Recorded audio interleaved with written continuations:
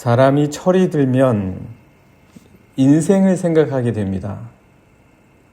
어렸을 때는 잘 모르다가 유년기를 지나면서 사춘기를 지나죠. 그러면서 자기 자신에 대해서 생각을 합니다.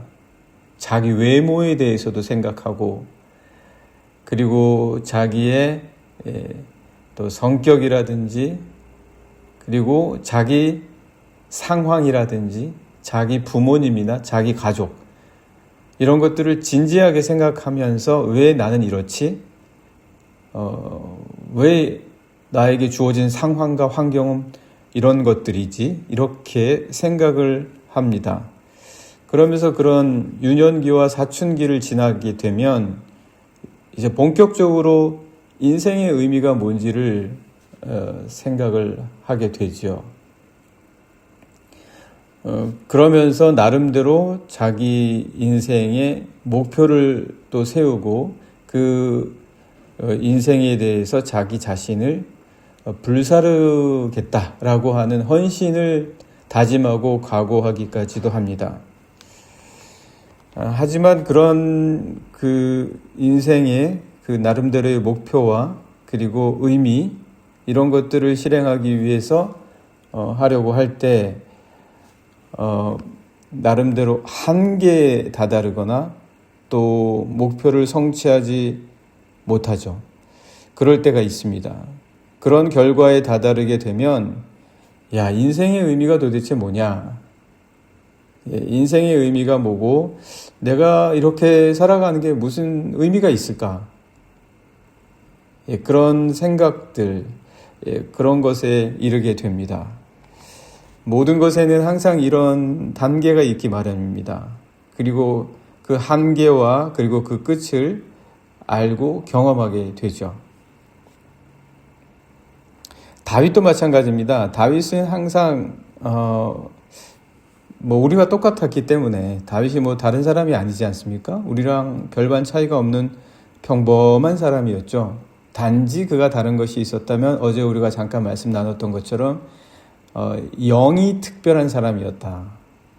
그래서 그는 이렇게 늘 자기를 권면하지 않았습니까? 내 영혼아 여호와를 송축하라. 내 영혼아 하나님을 찬양하라. 영이 강건한 사람이었죠. 사실 마음은 별반 차이가 없습니다. 마음은 늘 부패합니다. 마음은 늘 실패해요. 마음은 늘 바뀌어요. 마음은 늘 변덕스러워요. 그러니까 이제 영을 의지해야 된다라는 거죠. 영. 다윗은 자기의 허물, 자기의 부족함에도 불구하고 한계에 다다랐을지라도 멈추지 않는 사람이었습니다.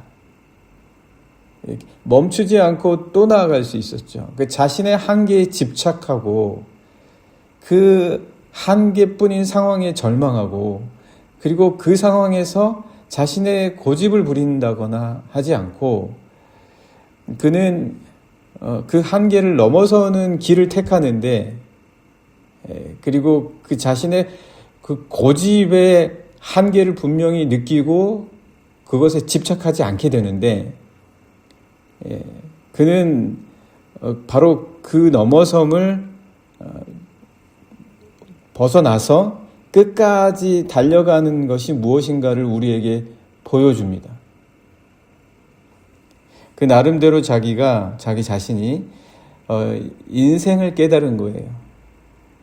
인생을 깨달았고, 인생의 의미 그리고 인생의 목적이 언제 가장 극대화되고 잘 알 수 있게 되는지를 알게 된 거죠. 우리가 이런 거 모르고 지나갈 때가 되게 많습니다. 인생의 의미를 내 의지라고 생각해요. 내 의지로 뭔가 할 수 있다고 생각하고, 내 의지가 찾아가는 곳이 인생의 목적이고 방향이고, 그리고 그렇게 해서 내 의지는 반드시 인생을 찾을 것이고 실현할 것이다. 이렇게들 잘 생각하는데, 인생에 있어서 의지는 굉장히 변덕스럽습니다. 의지는 방향을 자꾸 바꿔요. 의지는 길을 잃습니다. 잃어버려요. 다윗도 마찬가지였습니다. 자기 자신의 의지를 신뢰했다면 길을 잃어버렸을 거예요. 그럴 때가 한두 번이 아니었습니다. 그러나 그는 하나님을 찬양하는 것에서 그 인생의 의미를 찾습니다. 인생의 의미라는 것은 하나님에게 있구나. 그러니까 그가 인생의 의미를 발견하게 되는 것은 자기 자신의 의지를 강하게 만들고 그 의지를 극대화하는 데서 찾지 않았어요. 오히려 자신의 의지가 약할 때에 그는 인생의 의미를 찾습니다. 자신의 상황이 어려울 때 인생의 의미를 찾아요. 이게 참 아이러니한 거죠. 우리는 자기의 의지가 강하고 또 자기가 강할 때에 인생의 의미를 찾고 목적을 찾으려고 하는데 다윗은 정반대였다는 거예요. 한번 보실까요? 말씀 12절부터 한번 보시겠습니다. 12절부터 16절까지 한번 보시는데요. 동이 서에서 먼 것 같이 이렇게 12절에서 말하고 있지 않습니까? 다윗이. 여러분, 우리 인간은 동과 서를 한꺼번에 경험할 수가 없어요. 동과 서를 함께 경험할 수 없는 게 우리 인간입니다. 우리는 이렇게 약해요. 아무리 동쪽으로 가서 서쪽을 만나려고 할지라도 서쪽은 늘 반대쪽으로 멀어지기만 해요. 우리가 동쪽으로 가면. 그렇게 우리 인간은 연약합니다. 우리 인간은 자기 논리에 빠질 때도 이만저만이 아니에요. 동과 서는 같은 장소일 수도 있어요. 그러면서도 우리는 그 같은 장소에서 동과 서라고 하는 것을 한꺼번에 경험하지 못합니다. 그게 우리 인간이에요. 우리 인간은 자기 논리에 빠져요. 자기 함정에 빠져요. 자기 자신에게 걸려 넘어져요. 인간은 결국 자기 때문에 실패하는 거예요. 그러니까 다윗은 이 사실을 깨닫는 거죠. 그래서 다윗은 자기가 약할 때 인생의 의미를 깨닫고 인생의 목적이 뭔지를 분명하게 보게 됩니다. 그게 영의 힘이에요. 바울도 다를 바가 없습니다. 바울이 강할 때는 실패에 실패를 거듭하죠. 그러나 바울이 드디어 약해졌을 때 그리스도의 능력이 자신 안에서 강해지는 것을 느낍니다. 하나님은 계속 우리를 약하게 만드시는 거예요. 그리스도의 능력이 우리 안에 강하게 하시기 위해서. 인생의 의미는 바로 이렇다라는 것을 다윗은 이렇게 깨닫게 됩니다. 그래서 12절 말씀 계속해서 보시면 이런 우리의 죄, 이런 우리의 실패, 이런 우리의 허물, 우리의 약함을 해결해 주실 수 있는 것, 그건 우리 의지가 아니라 하나님이시라는 거예요. 하나님이 해결하신다는 거예요. 그 하나님에게 내 인생의 의미가 있구나, 내 인생의 목적이 있구나, 내가 이렇게 해야 되는구나, 내 인생이라는 것은 이런 식으로 나아가야 되는구나 라는 것을 하나님에게서 찾는 거예요. 다윗은 13절에서도 보시면 아버지가 자식을 긍휼히 여긴 같이 여호와께서는 자기를 경외하는 자를 긍휼히 여기신다. 참 재미있는 게요. 우리 자신을 내가 사랑한다고 생각하지 마십시오. 나는 때로는 나 자신에게 너무 가혹할 때가 있어요. 내 자신을 내가 괴롭히고 있어요. 지금 보면 내 자신을 내가 못 살게 굴어요. 생각으로, 판단으로, 관계로. 하나님이 긍휼히 나를 여기시는구나. 다윗이 이 인생의 의미 안에서 이걸 깨닫는 거죠. 하나님이야말로 나를 가장 불쌍히 여기시고 긍휼히 여기시는구나. 이 14절의 말씀 보시면 하나님은 얼마나 잘 아시는지 우리를, 다윗이 인생이 이거구나, 이거 깨닫는 거예요. 인생은 이거구나. 삶이란 이거구나. 이거 깨닫게 되는데 14절 말씀도 보시면 이는 그가 우리의 체질을 아시며 우리가 단지 먼지뿐임을 기억하심이로다. 이거 모르면 우리가 왜 이렇지? 내가 왜 이럴까? 야, 인생이 단지 먼지 같다. 이런 상실감에 빠지게 되죠. 성공도 기쁨도 단지 순간이에요. 인생은 고난이 더 깁니다. 기쁨과 즐거움보다 고난이 더 많아요. 그런 인생에서 어떻게 의미를 찾고 목적을 찾겠습니까? 우리 자신을 통해서. 다윗은 도저히 찾을 수가 없었어요. 다윗의 인생은 절반 넘게 고난이었습니다. 고난이 더 훨씬 많았죠. 15절 인생은 그 날이 풀과 같으며 그 영화가 들의 꽃과 같도다. 들의 꽃 보십시오. 꽃은요, 저희 집에도 꽃 가끔 피는데 정말 잠깐 펴요. 정말 잠깐 펴요. 며칠 폈다가, 나는 좀 길지만 다른 꽃들 정말 잠깐 폈다가 사라져요. 저 마인강변에 꽃 봄이니까 활짝 피잖아요. 저 금방 사라집니다. 인생에서 꽃 피는 시간은 얼마 안 돼요.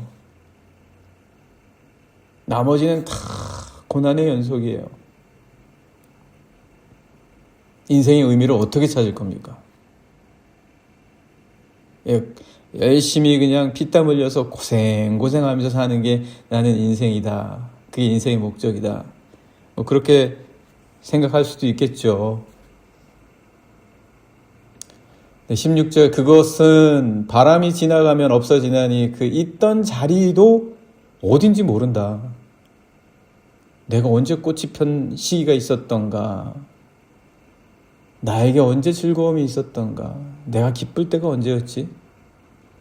다윗이 인생 무상인 거예요. 인생이 허무한 거예요. 어디서 인생의 의미를 찾습니까? 찾을래야 찾고 싶어도 찾아지지가 않아요. 있던 자리가 없어요. 못 찾겠어요.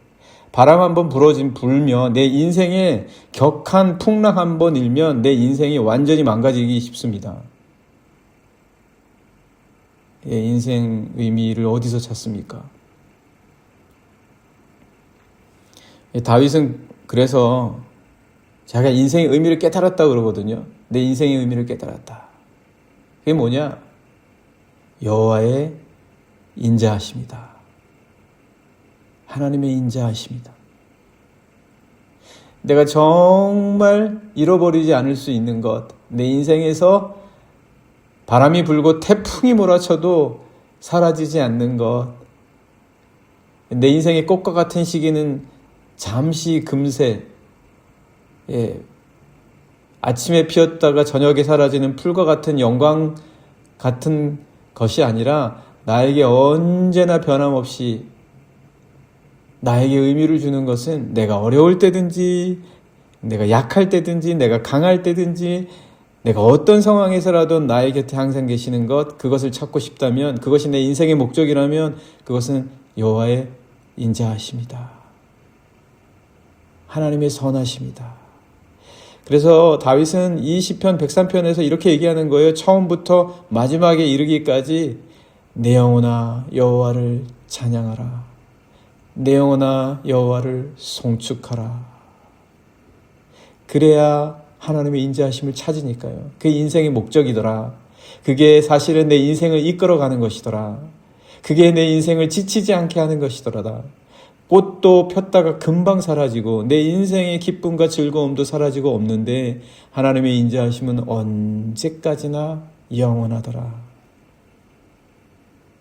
그게 인생의 의미요 목적이다. 인생의 의미와 목적은 다른 게 아니에요. 우리가 끝까지 달려가고 한계를 넘어서게 하는 게 내 인생의 의미와 목적이에요. 17절에 이렇게 얘기하지 않습니까? 여호와의 인자하심은 자기를 경외하는 자에게 영원부터 영원까지 이를 것이다. 그건 사라지지 않는다. 인생의 의미와 목적은 사라지지 않는 것으로 해야 되지 않겠냐? 여호와의 인자하심은 사라지지 않는다. 그의 의는 자손의 자손에게까지 이르른다. 이게 17절이에요. 16절까지는 다윗은 계속해서 인생은 풀과 같고 그 영광은 있던 자리까지도 사라지고 바람이 한번 불면 없는 것이 인생이더라. 이렇게 얘기하잖아요. 그러다가 17절에 와서 드디어 인생의 의미는 바로 이것, 하나님의 인자하심이다. 18절, 곧 그의 언약을 지키고 그의 법도를 기억하여 행하는 자에게는 이렇다. 19절, 여호와께서 그의 보좌를 하늘에 세우시고 그의 왕권으로 만유를 다스리시도다. 여러분, 하나님이 우리 인생의 의미입니다. 하나님이 우리 인생의 목적이에요. 우리 영혼으로 하여금 이 인생의 목적을 잃어버리지 않게 해야 합니다. 그래야 바람 속에서도 풍랑 속에서도 방향을 잃어버리지 않아요. 오늘 우리 같이 기도하면 좋겠습니다. 20절, 22절 말씀까지도 그렇습니다. 22절만 좀 더 보시죠. 여호와의 지으심을 받고 그가 다스리시는 모든 곳에 있는 너희여, 여호와를 송축하라. 내 영혼아 여호와를 송축하라. 천사들도 여호와를 송축하라.